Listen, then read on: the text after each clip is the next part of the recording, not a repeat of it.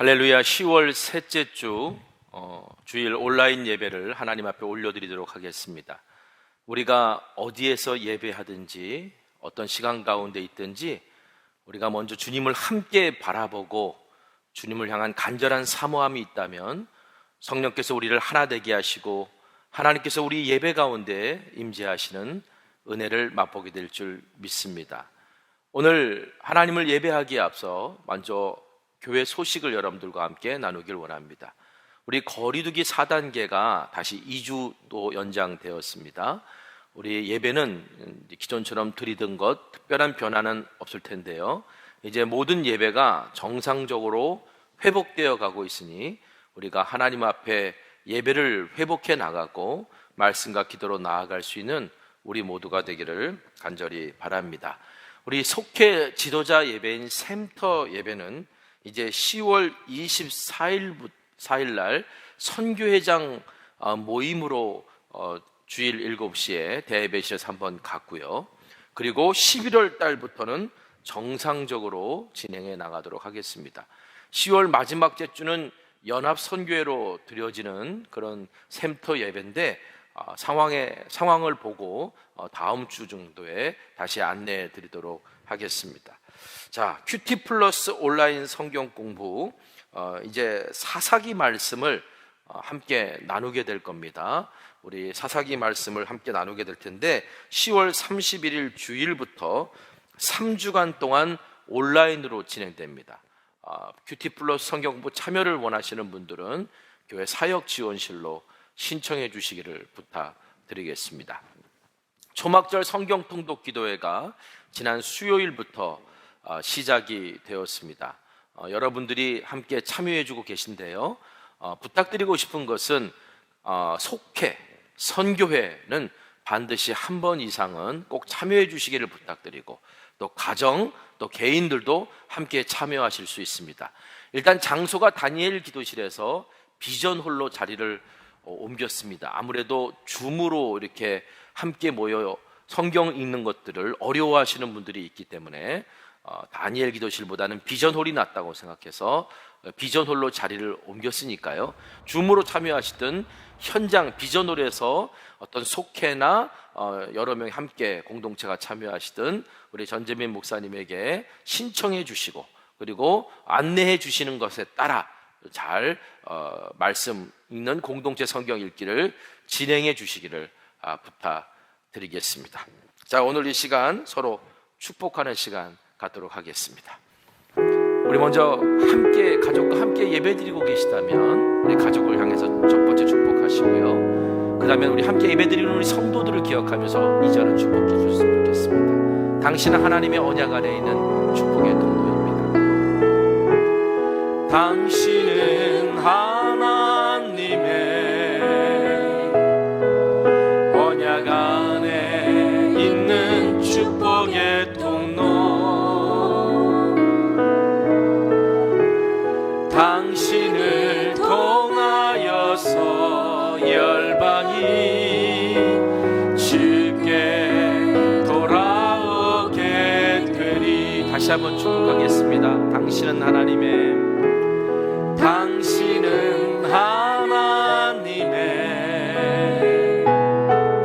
언약 안에 있는 축복의 통로,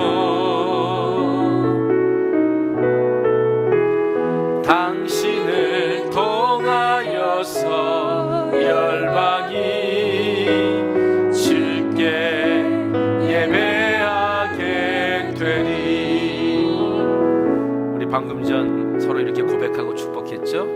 당신을 통해 열방이 주님께 예배하게 될 것이라고. 저는 우리가 이 온라인 예배를 드리는 이 상황 속에서 우리에게 되게 불편하고 힘든 시간이 될 수 있지만 오히려 열방이 하나님께 나와 예배할 수 있는 좋은 길이, 새 길을 하나님이 열어주셨다라고 믿습니다. 오늘 예배에 참여하는 오늘 우리들을 통해 열방이 하나님을 예배하는 시작이 되게 하여 주십시오. 그리고 오늘 내가 먼저 하나님이 기뻐 받으시는 예배자로서 내가 하나님 앞에 나아올 수 있도록 주님 내 마음을 만져주시고 성령님 인도해 달라고 우리 조용히 잠깐 기도하도록 하겠습니다. 우리 함께 기도하겠습니다. 거룩하신 아버지 하나님,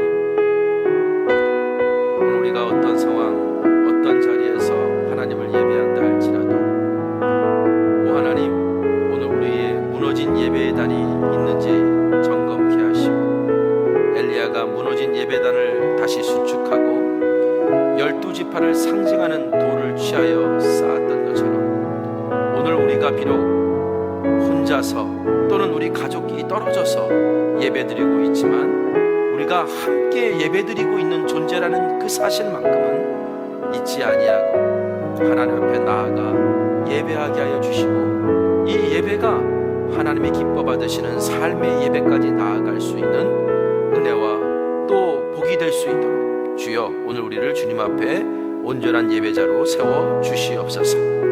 오늘 우리의 예배를 성령께서 인도하시고 이끌어 주실 줄 믿사오며 모든 말씀 우리 구주 예수님의 이름으로 기도합니다. 아멘. 하나님은 영이십니다. 영이신 하나님께 영과 진리로 예배합시다. 우리 나는 하나님을 예배하는 예배자입니다.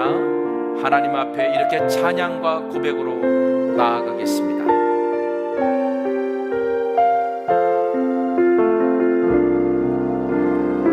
나는 하나님을 예배하는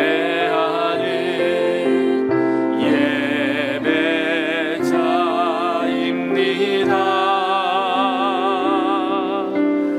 내가 서 있는 어디서나 하나님을 예배합니다. 내 영혼 거룩한 은혜를 향하여 내 마음 완전한 하나님 향하여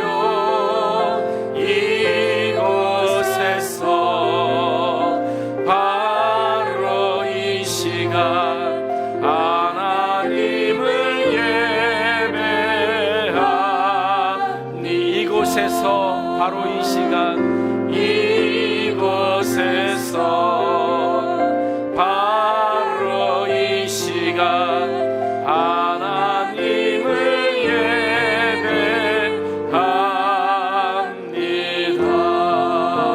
예배합니다.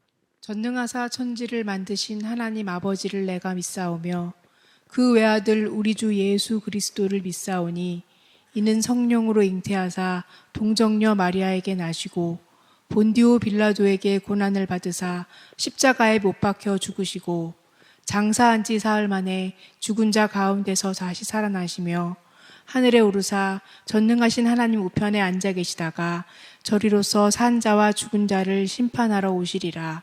성령을 믿사오며 거룩한 공회와 성도가 서로 교통하는 것과 죄를 사하여 주시는 것과 몸이 다시 사는 것과 영원히 사는 것을 믿사옵나이다. 아멘. 여호와께 감사하고 그의 이름을 불러 아뢰며 그가 하는 일을 만민 중에 알게 할지어다. 그에게 노래하며 그를 찬양하며 그의 모든 기이한 일들을 말할지어다. 그의 거룩한 이름을 자랑하라. 여호와를 구하는 자들은 마음이 즐거울지로다. 여호와와 그의 능력을 구할지어다. 그의 얼굴을 항상 구할지어다. 그의 종 아브라함의 후손 곧 택하신 야곱의 자손 너희는 그가 행하신 기적과 그의 이적과 그의 입의 판단을 기억할지어다. 그는 여호와 우리 하나님이시라. 그의 판단이 온 땅에 있도다. 그는 그의 언약 곧 천대에 걸쳐 명령하신 말씀을 영원히 기억하셨으니 이것은 아브라함과 맺은 언약이고 이삭에게 하신 맹세이며 야곱에게 세우신 율례 곧 이스라엘에게 하신 영원한 언약이라. 이르시기를 내가 가나안 땅을 내게 주어 너희에게 할당된 소유가 되게 하리라 하셨도다.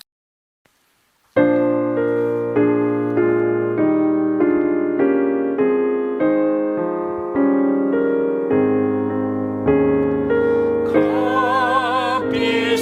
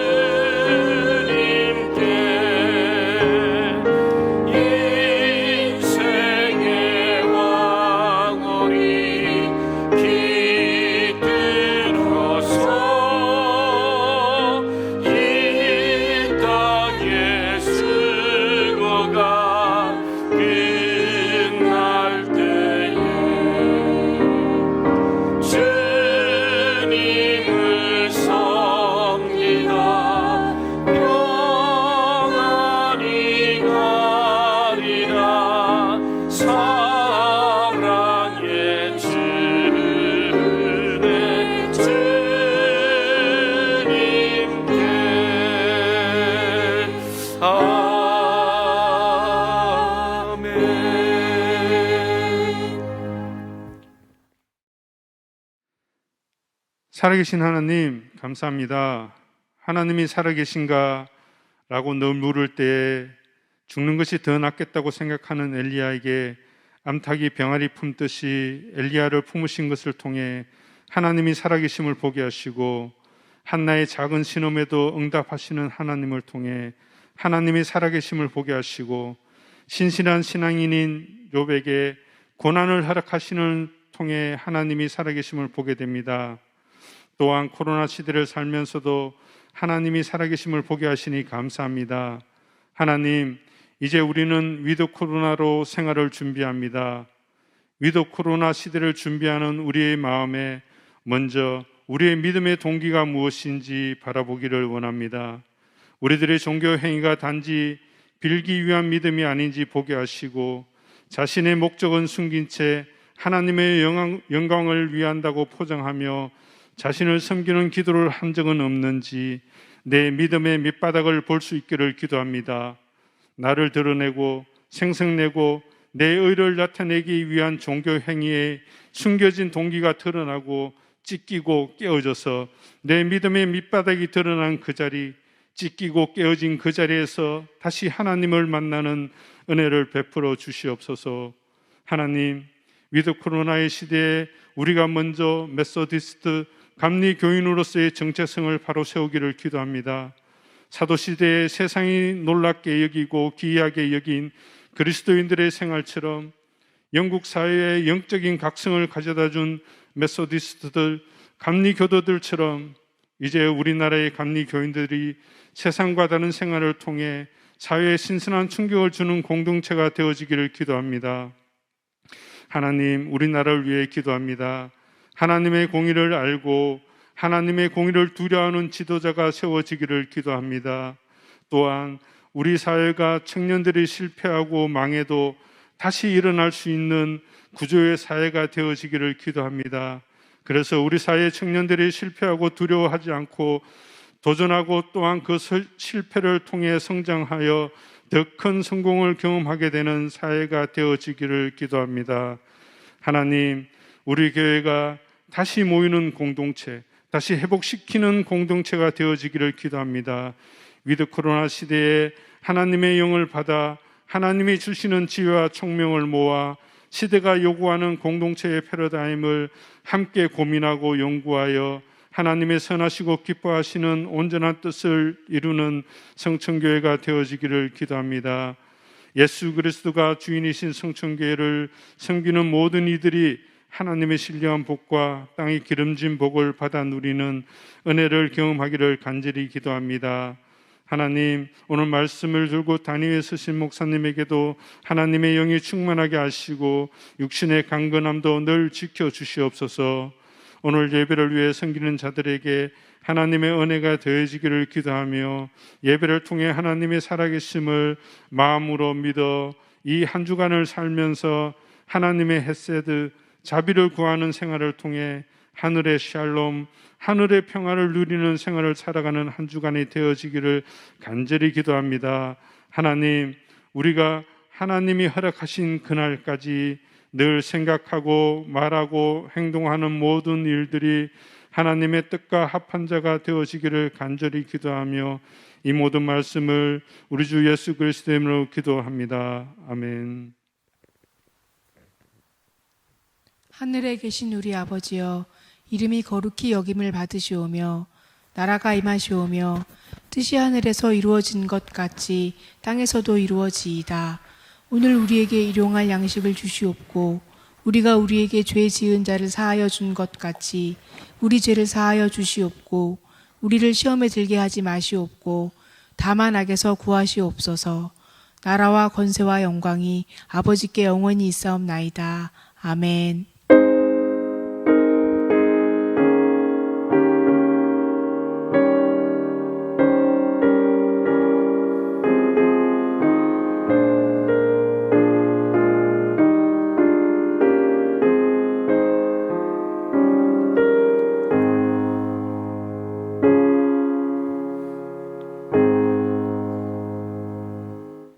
오늘 우리에게 주시는 하나님의 말씀은 베드로전서 2장 9절에서 10절에 있는 말씀입니다.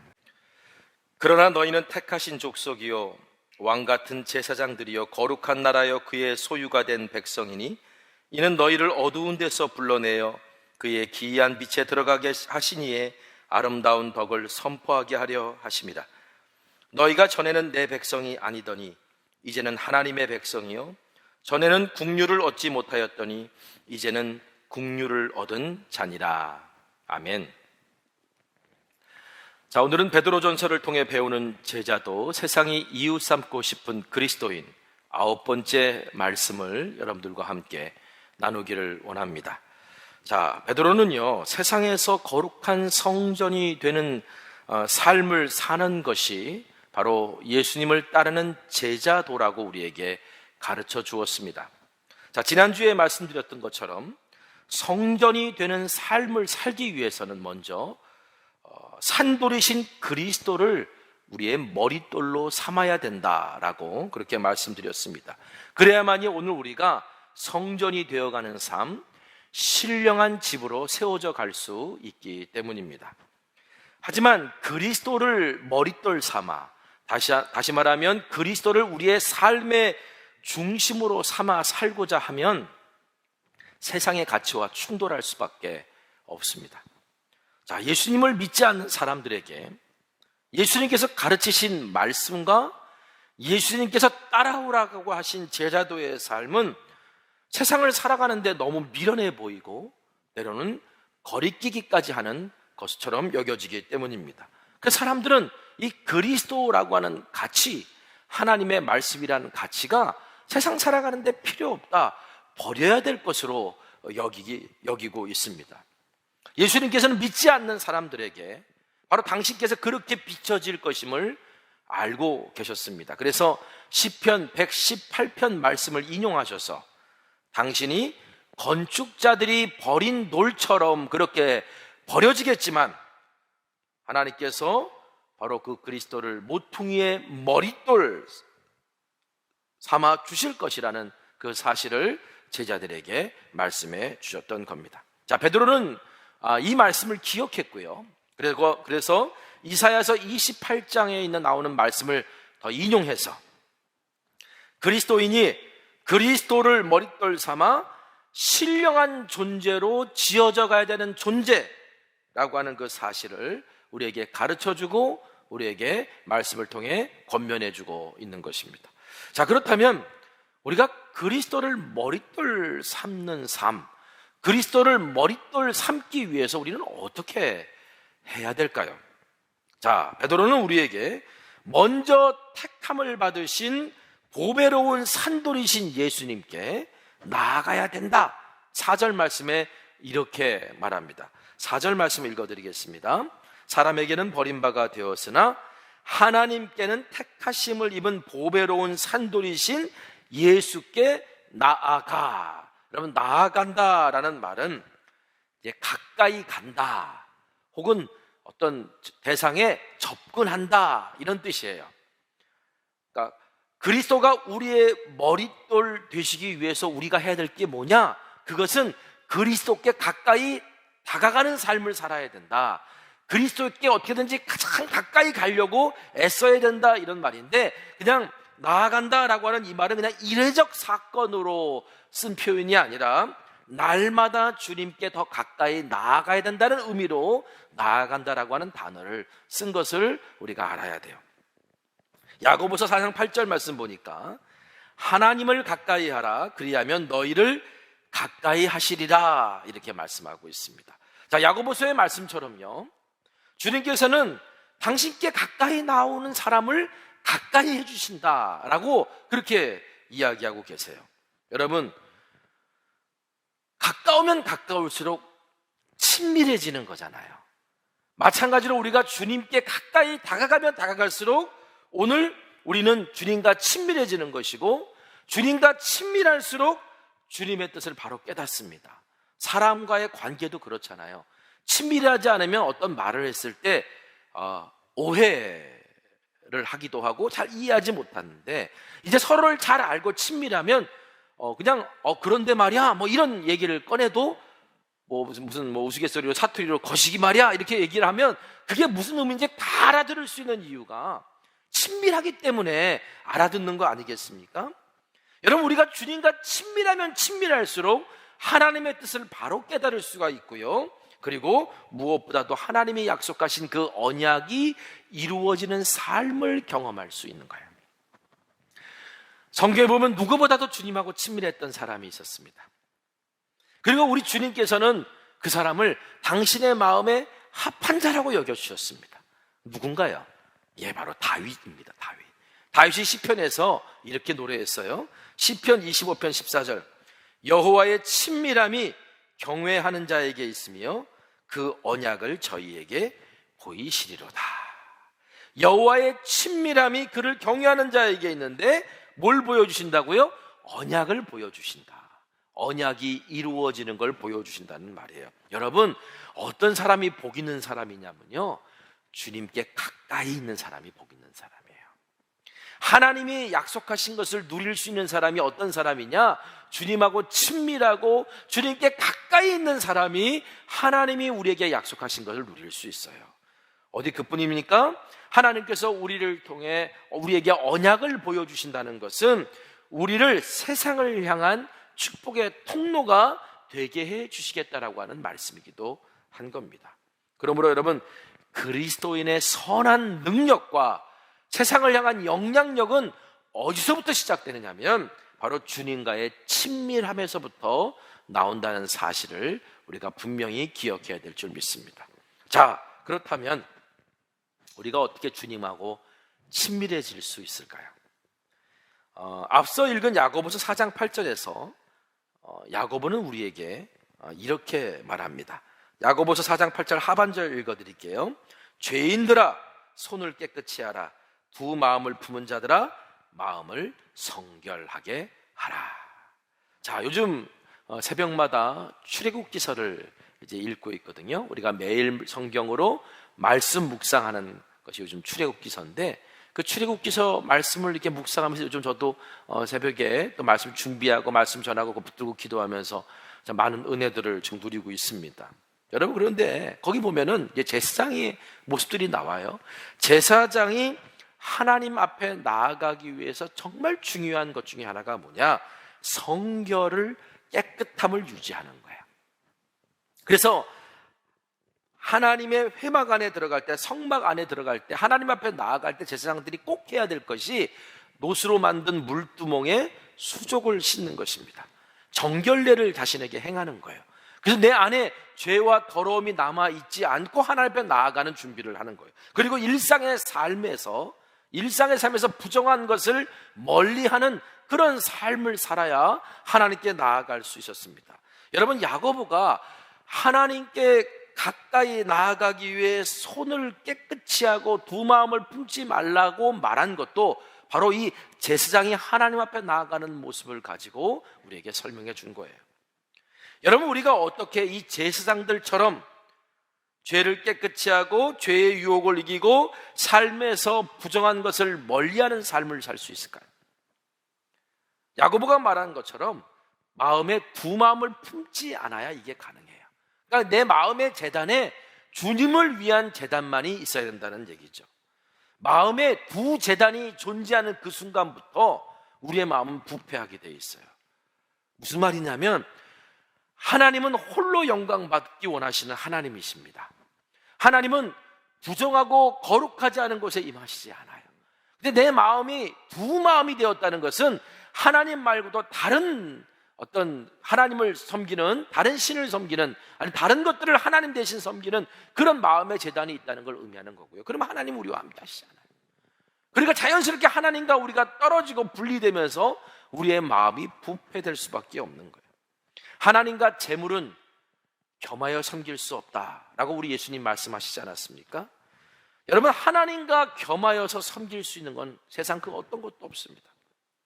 그러므로 주님께 가까이 나아가는 친밀의 복을 우리가 누리려면 그 무엇보다도 거룩한 삶을 살고자 해야 된다는 거예요.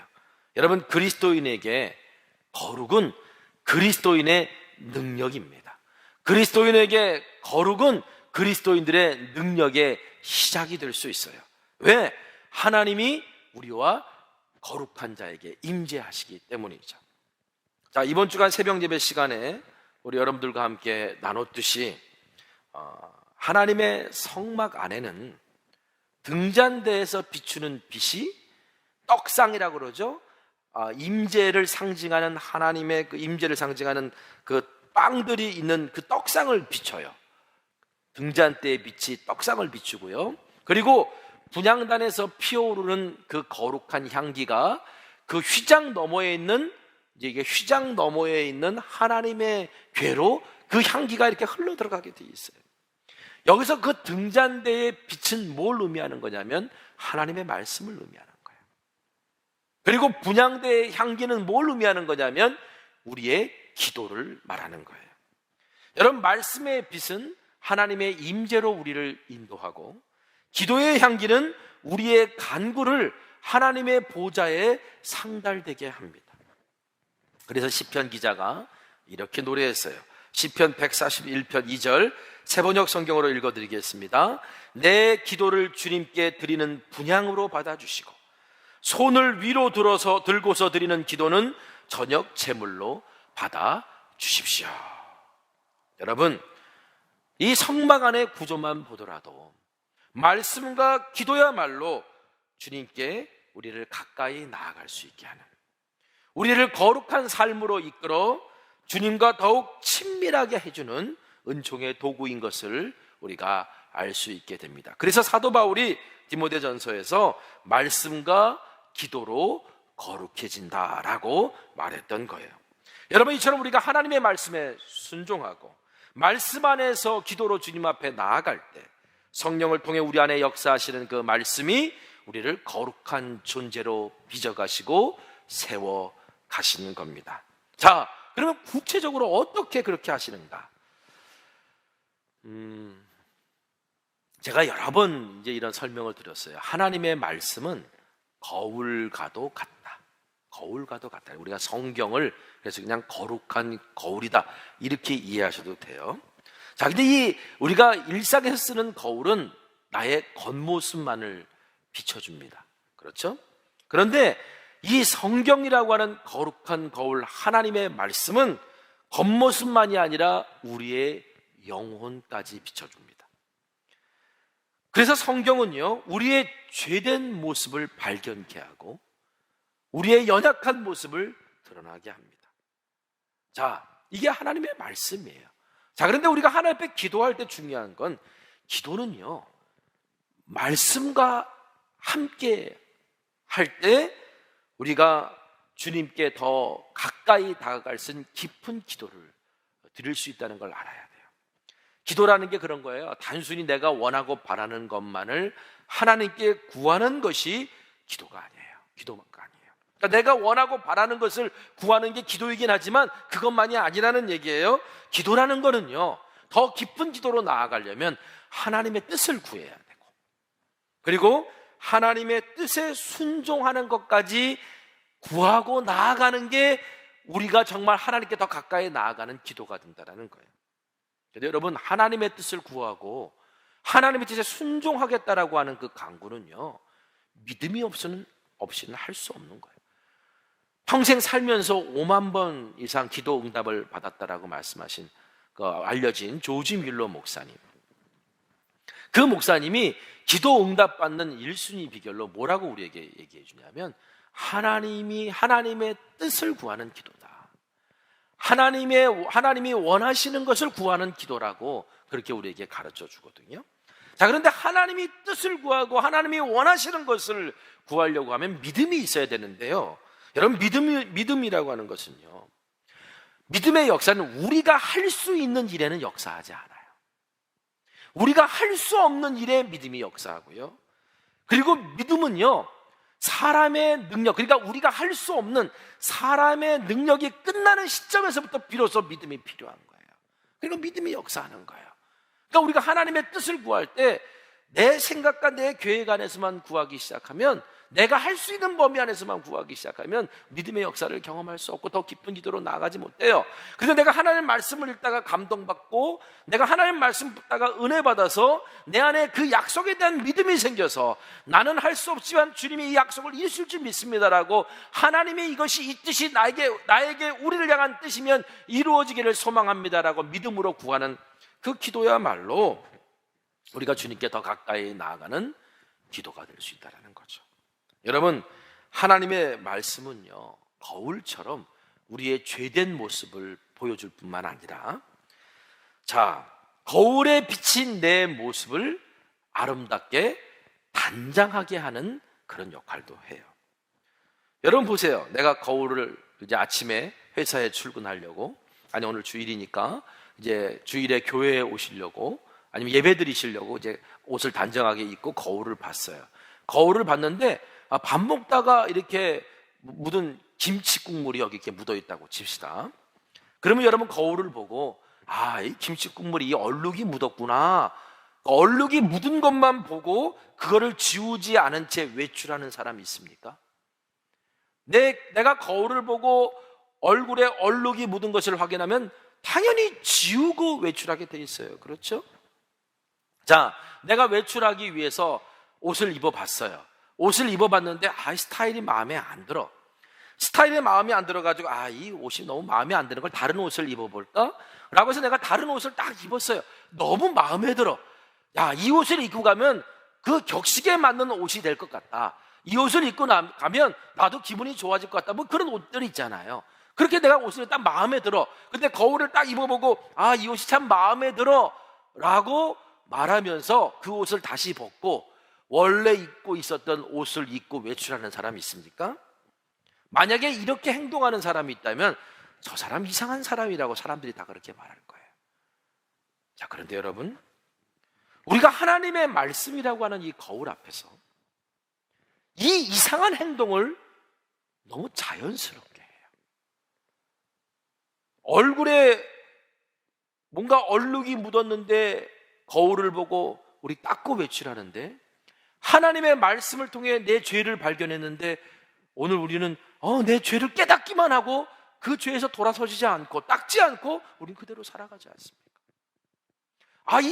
내가 지금까지 살아왔던 옛사람의 삶의 모습이 잘못되고 그리스도인답지 않은 거구나 라고 하는 것을 하나님의 말씀이란 거울에서 발견했는데, 그래서 그리스도의 새 옷을 입는 것이 이것이 그리스도인다운 것이구나 라고 하는 것을 내가 깨달았는데, 그런데 오늘 우리는 그리스도의 새 옷을 입지 않고 여전히 옛사람의 옷을 입고 살아가고 있지 않습니까? 제가 말한 이 비유는 제가 만들어낸 게 아니라 사실은 주의 형제 야고보가 한 말이에요. 자, 야고보서 1장 21절에서 25절 새번역 성경으로 함께 읽어드리겠습니다. 그러므로 더러움과 넘치는 악을 모두 버리고 온유한 마음으로 여러분 속에 심어주신 말씀을 받아들여야 합니다. 그 말씀에는 여러분의 영혼을 구원할 능력이 있습니다. 말씀을 행하는 사람이 되십시오. 그저 듣기만 하여 자신을 속이는 사람이 되지 마십시오. 말씀을 듣고도 행하지 않는 사람은 있는 그대로의 자기 얼굴을 거울 속으로 들여다보기만 하는 사람과 같습니다. 이런 사람은 자기의 모습을 보고 떠나가서 그것이 어떠한지를 곧 잊어버리는 사람입니다. 그러나 완전한 율법, 곧 자유를 주시는 율법을 잘 살피고 끊임없이 그대로 사는 사람은 율법을 듣고서 잊어버리는 사람이 아니라 그것을 실행하는 사람인 것입니다. 이런 사람은 그가 행한 일에 복을 받을 것입니다. 아멘.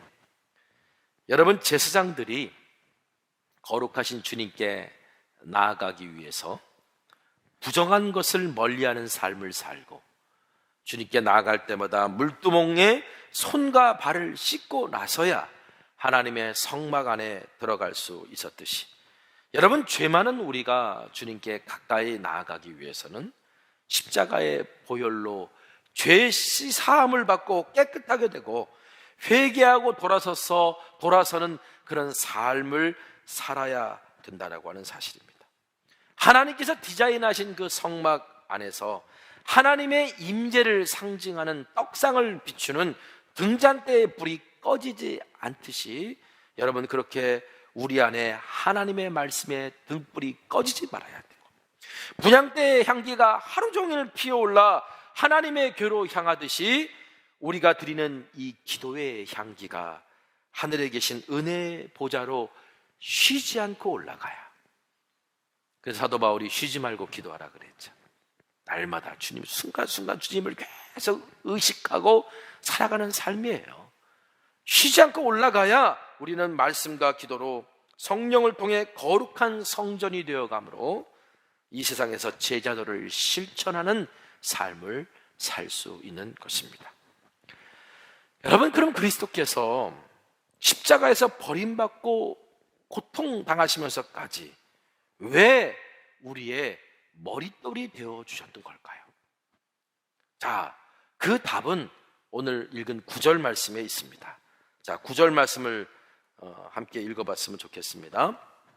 그러나 너희는 택하신 족속이요 왕같은 제사장들이요 거룩한 나라요 그의 소유가 된 백성이니 이는 너희를 어두운 데서 불러내어 그의 기이한 빛에 들어가게 하신 이의 아름다운 덕을 선포하게 하려 하심이라. 자, 이 말씀에 답이 있다는 거예요. 자, 그러나라고 하는 말은 앞에서 그리스도가 필요 없다고 버린 사람들은 산돌이신 그리스도가 그들에게 부딪히는 돌이 되고 그들이 그리스도께 걸려 넘어지게 되는 그리스도가 바위가 될 것이지만, 자, 말씀에 순종해서 그리스도를 내 인생에, 우리의 삶에, 주님의 몸된 교회에 머릿돌 삼은 사람들은 하나님께 택함받은 보배로운 산돌이 되시는 그리스도를 통해 우리가 그분과 연결되어 있기 때문에 우리도 보배로운 존재, 예수의 이름으로 보배라고 인정받는 명예로운 존재가 되는데, 그 존재가 구체적으로 어떤 존재냐? 자, 9절 말씀 보니까 택하신 족속이다 라고 말합니다. 그리스도께서 머릿돌이 되어주심으로 그리스도인은 그리스도와 함께 신령한 집으로 세워져 가는 택함을 받은 보배로운 존재가 된다는 말이에요. 그런데 여러분, 우리가 이렇게 택함 받은 자격이 원래 있었나요? 내가 너무 잘나서, 내가 뭐 아름다워서, 내가 뭔가 특출나서 하나님께서 나를 택해 주신 건가요? 아니에요. 이 10절 말씀 한번 읽어보겠습니다. 10절 말씀. 너희가 전에는 백성이 아니더니 이제는 하나님의 백성이요 전에는 국류를 얻지 못했더니 이제는 국류를 얻은 자니라. 이게 호세아서 1장에 나오는 말씀을 이제 베드로가 인용한 거예요. 우리가 그럴 자격이 있는 사람이 아니었다는 거. 하나님의 백성이 아닌데 우리를 택해 주신 거고, 국류를 받을 자격이 없는 사람들인데 국류를 베푸셨다는 거예요. 이거야말로 은혜죠. 그 은혜로 우리를 택해 주셨다는 건데, 그리스도로 말미암아 그 은혜로 우리가 어떤 보배로운 존재가 됐느냐?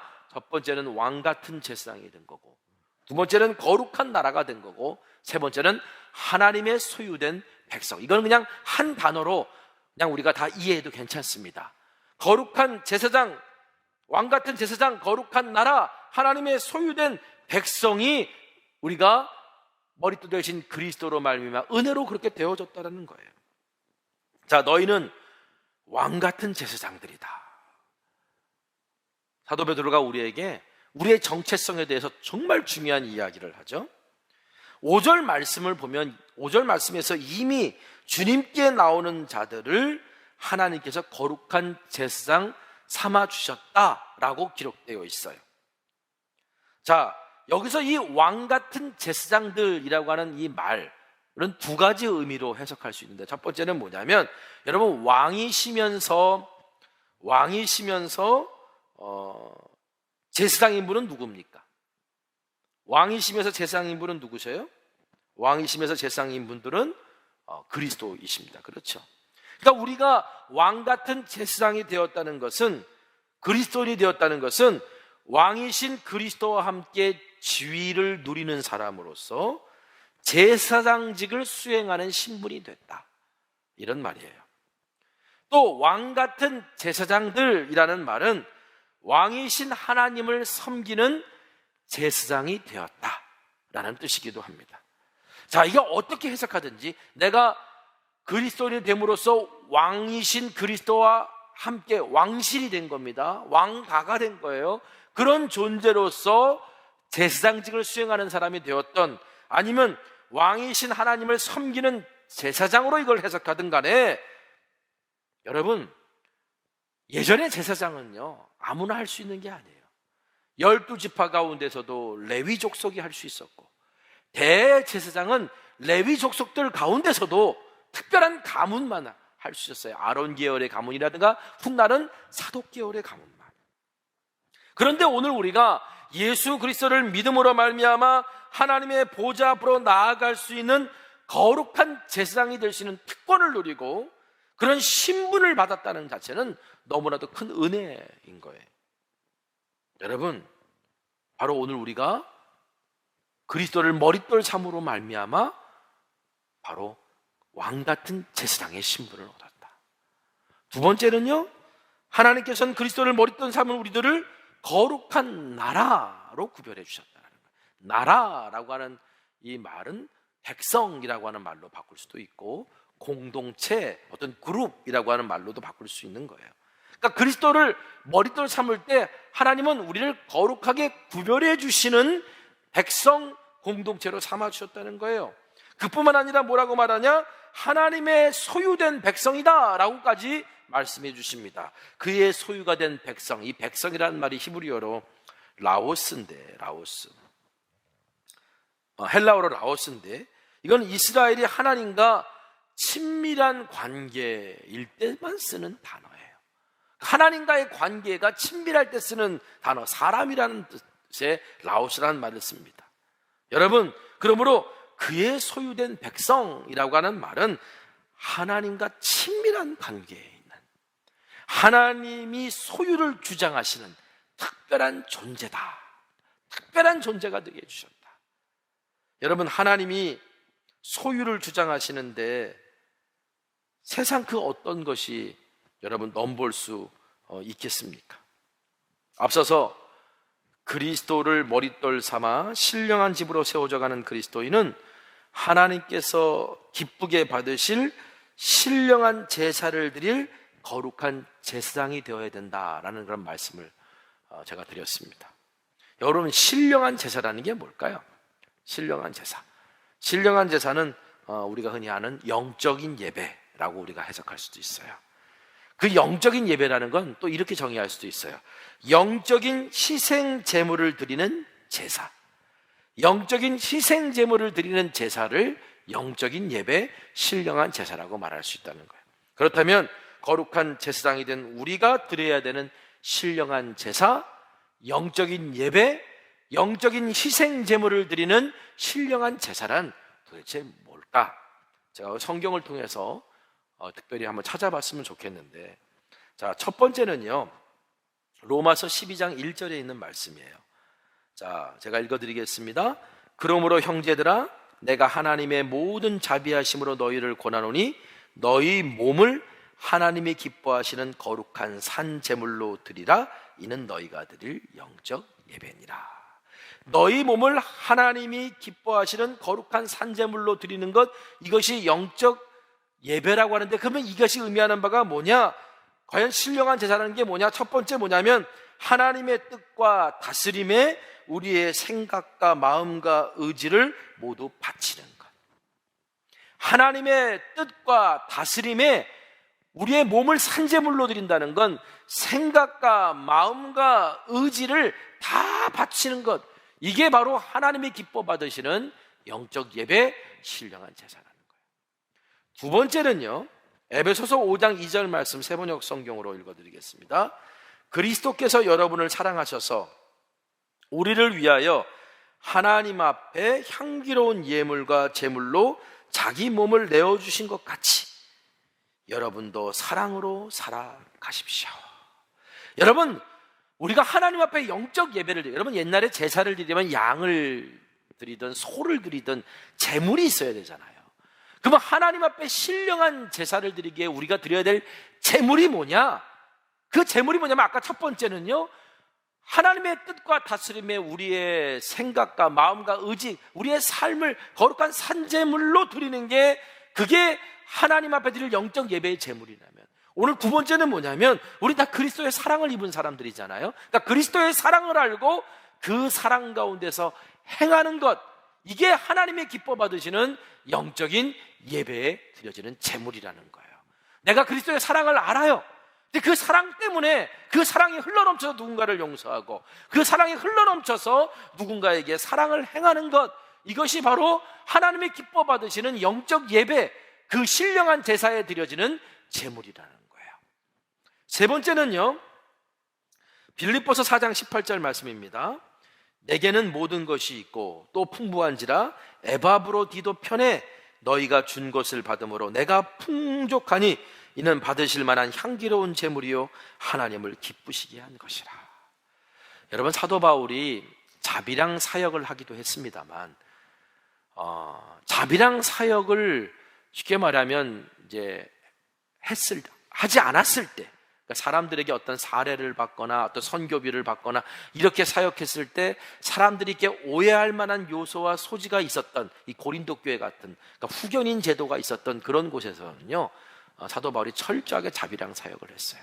왜냐하면 사람들이 그렇게 오해해서, 내가 당신에게 이렇게 줬으니까 당신 내 마음대로 해, 뭐 이렇게 요구하는 것, 하나님 원치 않으시는 거잖아요. 그런데 바울이 어떤 사역을 할 때 자비랑만으로 어떻게 사역을 했겠어요? 그러니까 여러 곳에서 여러 교회들이 바울이 사역을 할 수 있도록 많은 물질을 보내주었습니다.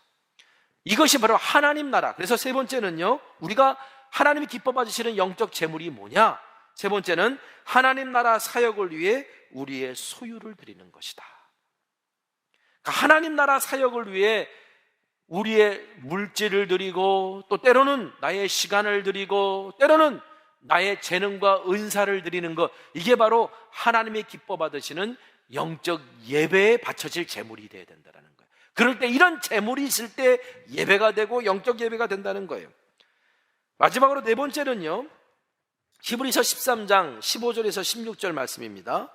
그러므로 우리는 예수로 말미암아 항상 찬송의 제사를 하나님께 드리자. 이는 그 이름을 증언하는 입술의 열매니라. 오직 선을 행함과 서로 나누어지기를 잊지 말라. 하나님은 이 같은 제사를 기뻐하시느니라.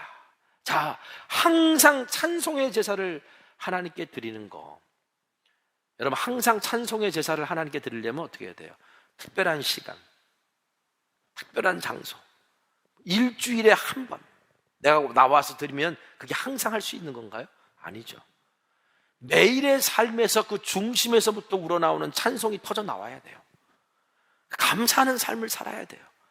그리고 그 감사하는 삶을 통해 선을 행하고 서로 나누어주는 삶을 살아가는 그 모습, 그래서 하나님께 영광 돌리는 그 모습, 그게 바로 하나님이 기뻐 받으시는 영적 예배의 희생제물, 영적인 희생제물, 신령한 제사를 드리는 거룩한 제사장의 예배의 모습이라는 거죠. 그래서 네 번째는요, 항상 찬송의 삶을 살고 선을 행하며 다른 사람과 나누는 삶을 사는 것이다. 여러분, 이것이, 이 네 가지가 뭐 이것 말고도 더 있을 거예요. 제가 찾은 건 이 네 가지니까. 여러분, 이것이 왕같은 제사장이 된 그리스도인들이 하나님께 영적인 희생제물을 드리는 신령한 제사, 즉 영적 예배라고 말할 수 있는 거예요. 하나님 앞에 제사를 드릴 때는 당연히 제물이 있어야 됐습니다. 우리가 하나님 앞에 예배할 때 우리는 어떤 제물을 드려야 되는가? 여러분, 기억해 주시기 바랍니다. 내 생각과 마음과 의지를 하나님께 드려야 되는 거구나. 그리스도의 사랑을 알고 그 넘치는 그 사랑을 가지고 내가 그 사랑 가운데 행해야 되는 거구나. 하나님 나라 사역을 위해서 나의 것을 아낌없이 자원하는 마음으로, 기쁨으로 내어드리는 거구나. 매일매일의 삶에서 감사와 찬송을 하나님께 올려드리고 선을 행함으로 하나님께 영광 돌리는 삶을 살아가는 것, 이것이 바로 하나님이 기뻐 받으시는 영적인 제물이 될 수 있구나. 그런데 여러분, 우리가 이렇게 영적인 제물을 드리는 삶을 살기 위해서는 성령의 도우심이 있어야 된다는 사실을 우리가 잊지 않기를 소망합니다. 여러분, 그리스도인은 이렇게 신령한 제사, 영적인 예배를 드리도록 부름받은 왕같은 제사장들입니다. 그렇다면 그리스도인 된 우리에게 왜 이토록 크신 은혜를 허락해 주시고 이 존귀한 거룩한 제사장의 직분을 맡겨주신 걸까요? 이것이 바로 우리가 이 땅에서 제자도를 실천하며 살아가야 되는 이유이기도 해요. 9절 하반절을 우리 함께 읽어봤으면 좋겠습니다. 이는 너희를 어두운 데서 불러내어 그의 기이한 빛에 들어가게 하시니에 아름다운 덕을 선포하게 하려 하심이라. 여기서 덕이라는 말은 놀라운, 탁월한 이런 뜻을 가지고 있는데, 그래서 찬송이라는 단어로도 번역할 수 있어요. 그러니까 하나님께서 우리를 왕같은 제사장으로 선택하신 것은 우리에게 행하신 하나님의 그 놀라운 일을 통해 하나님께서 영광과 찬송 받으실 분임을 바로 변화된 그리스도인의 삶에서 풍겨나오는 그리스도인의 향기로 세상에 전해야 된다는 거죠. 여러분, 제사장들은요, 하나님 앞에 구별되기 위해서 거룩한 향유를 몸에 발랐어요. 향유가 왜 향유냐면 향기 나는 기름이라는 거예요. 그러니까 향기 나는 기름, 향수죠. 향기 나는 기름, 향수를 발랐기 때문에 어떻게 해요? 제가 예전에 향수를 선물 받았는데 향수를 어떻게 쓰는지 몰랐어요. 향수는 이렇게 약간 이렇게 살짝 뿌리는 거잖아요. 근데 저는 그걸 몰라서 발랐어요. 이렇게 발랐더니 하루 종일 냄새가 가시지 않아. 어마어마한 냄새가 나서 그다음부터는 제가 이제 안 발랐던 기억이 나요. 그러니까 뭘 몰랐으니까 그렇게 했겠죠. 여러분, 제사장들은요, 이 향수를 바른 사람들이에요. 심지어는 시편에 보면은 아론의 머리에서부터 수염으로 흘러내렸다고 그래요. 그러니까 그 냄새가 제사장이 성전에 들어가기 위해서 대제사장이 향유를 바를 때 이미 바깥에 있는 사람들도 그 냄새만으로, 야, 대제사장이 성전 안으로 들어가는구나, 하나님의 보좌 앞으로 나아가는 걸 알 수 있을 정도였을 거예요. 이게 바로 거룩한 제사장들에게는 이 냄새가 나야 됐어요. 마찬가지로 그리스도인들에게는요, 그리스도의 향기가 나야 돼요. 그리스도인이 왕같은 제사장으로 부름받고 쓰임받는다면 그리스도의 향기가 나야 된다는 거예요. 그 향기가 뭡니까? 다름 아닌 우리의 변화된 삶입니다. 그 변화된 삶, 생명이 살아나는 그 냄새, 그 향기가 세상에 퍼져나가서 구원받아야 될 많은 사람들을 하나님께로 인도하고 하나님을 찬송하고 예배하도록 이끄는 존재, 바로 하나님께 나오도록 다리를 놓는 사람, 그게 바로 그리스도인. 그 일을 감당하게 하시기 위해서 하나님께서는 그리스도께서 우리의 머릿결이 되어주시고 우리를 거룩하게 빚어가 주셔서 우리에게 기름을 발라주시고 거룩한 제사장의 직분을 맡기신 거예요. 그러면 우리가 삶의 예배를, 하나님이 기뻐 받으실 영적 예배, 신령한 제사를 드리는 사람들이라면 마땅히 거기에 하나님이 흠양하실 만한, 사람들이 맡을 수 있는 바로 향기로운 제물이 되어야 되고 그 냄새가 나야 됩니다. 이런 모습이야말로 세상이 이웃 삼고 싶은 그리스도인, 제자도를 실천하는 삶이라고 말할 수 있을 것입니다. 자, 다음 주부터, 지금까지는 어떻게 보면 제자도란 무엇인가, 그 어떤 존재, 정의에 대한 이야기를 여러분들과 함께 나눴다면, 이제 다음 주부터는 제자도를 살아가는 사람들에게 풍겨나오는 그리스도의 향기, 어떤 향기가 풍겨져 나와야 될 것인가라고 하는 말씀을 여러분들과 함께 주로 나누게 될 거예요. 오늘 저와 여러분이 향기 나는 거룩한 기름으로 구별된 왕같은 제사장으로 그리스도의 향기를 바라며 날마다 신령한 제사를 드리고 주님께 나아가는 왕같은 거룩한 제사장, 성천교회가 되기를 간절히 소망합니다. 자, 오늘 말씀 기억하면서 우리 함께 찬양하기를 원합니다. 주의 말씀 앞에서 당신은 참된 예배자. 하나님, 하나님께 나아가는 정말 거룩한 예배자로 우리가 쓰임받기를 원합니다. 향기 나는 그리스도인으로 우리가 쓰임받기를 원합니다. 이렇게 고백했으면 좋겠습니다.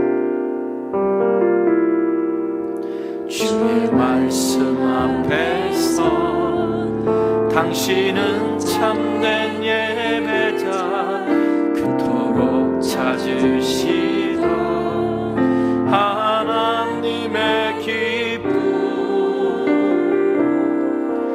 이 세상을 향한 거룩한 생명이 되어 이 세상을 위한 구원의 소망 되어 영원한 하나님의 나라 함께 세워가리.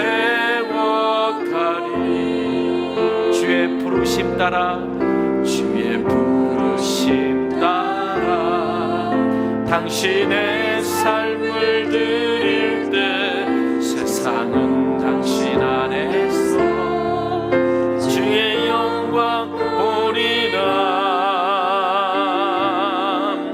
이 세상을 이길 주님의 군사 되어 이 세상을 섬길 주님의 손과 말 되어 영원한 하나님의 나라 함께 우리 2절만 다시 찬양하겠습니다.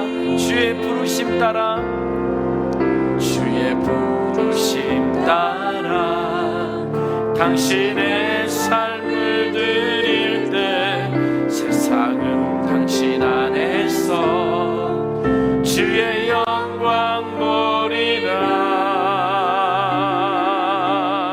이 세상을 이길 주님의 군사 되어 이 세상을 섬길 주님의 손과 말 되어 영원한 하나님의 나라 함께 세워가리. 오늘 시간 우리가 말씀 붙들고 함께 기도하기를 원합니다. 나는 원래 하나님의 백성도 아니었고 국류를 얻을 자격도 없는 사람들이었지만 그리스도께서 나를 위해 십자가에서 죽으심으로 내가 그 그리스도를 믿고 고백함으로 그리스도가 나의 머릿돌 되어 주셔서 나를 신령한 집으로 세워져가게 하셨습니다. 왜 그렇게 하셨을까? 바로 성전이 되어가는 삶을 위해, 그리고 정말 거룩한 제사장으로 신령한 제사를 드리는 예배자로 살게 하기 위해. 그래서 많은 사람들이 오늘 우리에게 풍겨나오는 그리스도의 향기를 맡고 하나님께 찬송과 영광을 올려드리는 그런 존재가 되게 하기 위해. 그래서 오늘 우리가 날마다 하나님 앞에 영적 희생제물을 드려가며 하나님 앞에 온전한 예배를 드려가는 삶을 살게 하시기 위해 우리를 부르셨음을 기억하고 하나님이 이렇게 놀라운 특권과 지위와 신분과 직무를 내게 맡기셨사오니 내가 그 일을 잘 감당할 수 있는 믿음의 사람 되기를 소망합니다라고 결단하고 고백하는 오늘 이 시간이 되기를 소망합니다. 우리 함께 기도하겠습니다. 거룩하신 아버지 하나님, 나는 하나님의 백성도 아니었고 긍휼을 받을 자격도 아닌 사람들이었는데 하나님의 자비와 은혜와 사랑을 통해 예수 그리스도의 십자가 대속의 은혜로 말미암아 그것을 믿고 내가 죄사함마다 하나님의 자녀가 되고 왕같은 그리스도와 함께 지위를 누릴 수 있는 자가 되어서 이제 우리에게 제사장직이라고 하는 정말 왕같은 제사장이라고 하는 신령한 제사를 드리며 주님께 나아가야 되는 아버지 그런 거룩한 존재로 우리를 삼아주셨사오니 오 하나님 그 놀라우신 은혜를 우리가 분명히 깨닫고 주여 우리가 날마다 말씀과 기도로 거룩해지는 제사장의 삶을 살아 오 하나님 나의 삶에서 하나님이 흠양하실 만한 아버지 아름다운 믿음의 향기가 나오게 하여 주시고 이 순종과 희생을 통해 드려지는 영적 제물을 통해 거룩한 산제물을 통해 세상에 그리스도의 향기가 퍼져나가는데 아버지 하나님 쓰임받는 자 되게 하여 주셔서 아버지 사람들을 하나님으로 하여금 하나님을 예배하도록 하고 사람들이 하나님 앞에 나아가도록 아버지 다리를 놓았던 제사장의 삶이 오늘 우리의 제자도의 삶인 것을 분명히 깨달아 오 하나님 아버지 내가 그 제자도의 삶을 실천해 나가며 그리스도의 향기를 바라는 믿음의 사람으로 살아갈 수 있도록 하나님 역사하여 주셔서 나의 힘만으로 주님 안 되오니 성령님 도우시고 거룩한 기름을 발라주시고 아버지 거룩한 향기를 우리 안에 뿜어주셔서 아버지 세상을 향하여 그렇게 제사장직을 감당할 수 있는 왕같은 제사장을 감당할 수 있는 하나님의 자녀 삼아 주시옵시고 날마다 주님께 가까이 나아가 언약을 보여주시고 언약을 이루시는 복을 누리는 복된 주의 자녀들 되게 하여 주시옵소서. 오 하나님 그런 은혜를 우리에게 허락하여 주실 줄 믿습니다. 거룩하신 아버지 하나님 오늘도 우리가 주님 앞에 나와 예배합니다. 이 예배가 하나님 앞에 드리는 유일한 예배가 아니라 날마다 하나님을 예배하는 그 예배 중에 하나가 되게 하시고 그 예배가 가능케 하는 은혜의 샘이 터져 나오는 거룩한 예배 될 수 있도록 인도하여 주옵소서. 우리를 왕같은 제사장으로 부르시고 거룩한 나라라고 말씀하시고 하나님의 소유된 백성 보물이라고 말씀해 주시는 그 놀라운 은혜를 우리가 받을 자격이 없는데 그 은혜를 우리에게 허락하신 그 하나님의 사랑과 은총에 감사함으로 말미암아 날마다 영적 희생 제물을 드림으로 신령한 제사를 드려 이 세상에 그리스도의 향기가 흘러나가게 만들고 많은 사람을 하나님 앞으로 인도하는 거룩한 제사장 제자도의 삶을 살아갈 수 있도록 인도하여 주시옵소서. 코로나19로 인해서 근 2년 가까이 우리는 너무나도 힘들고 어려운 시간들을 보내고 있는데 경제적으로 또 직장의 문제로 또 건강의 문제로 여러 가지 힘들고 어려운 상황에 던져진 주의 자녀들을 하나님 기억해 주시고 그들이 매일의 삶에서 그 중심에서 우러나오는 찬송과 감사가 흘러넘칠 때 날마다 머릿돌 대신 그리스도를 향하여 날마다 나아갈 때 주와 친밀한 자들에게 주시는 언약을 이루어 주시는 은혜와 복을 하나님 허락하여 주시옵소서. 오늘도 우리에게 주신 소유, 우리에게 허락하신 물질, 하나님 나라 사역을 위해 드리오니 기쁨과 자원하는 마음으로 드려진 이 귀한 예물이 영적 희생제물로 쓰임받아 하나님 나라 사역을 확장시키고 하나님 앞에 신령한 예배를 드리는 그런 은총의 제물이 될 수 있도록 주여 구별해 주시고 축복해 주옵소서. 지금은 우리 주 예수 그리스도의 크신 은혜와 하나님 아버지의 무한하신 사랑하심과 성령님의 감화감동 역사 충만교통 내주하심의 은혜와 은총이 이제 그리스도를 머릿돌 삼아 신령한 집 성전으로 살아가는 삶을 살아가고 그리고 왕같은 제사장으로 그리스도의 향기를 바라기를 소망하는 주의 자녀들 위해 지금부터 영원까지 함께하여 주시옵기를 우리 구주 예수 그리스도의 이름으로 축원합니다.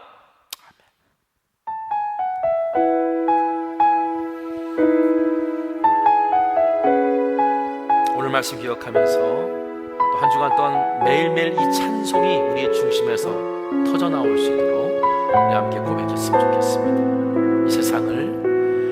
이 세상을 살아가는 동안에 나의 힘을 의지할 수 없으니 기도하고 낙심하지 말 것은 주께서 참 소망이 되심이라. 주의 길을 걸어가는 동안에 세상에 것 의지할 수 없으니 감사하고 낙심하지 말 것은 주께서 참 기쁨이 되심이라. 하나님의 꿈이 나의 비전이 되고 예수님의 성품이 나의 인격이 되고 성령님의 권능이 나의 능력이 되길 원하고 바라고 기도합니다. 하나님의 꿈이 나의 비전이 되고 예수님의 성품이 나의 인격이 되고 성령님의 권능이 나의 능력이 되길 원하고 바라고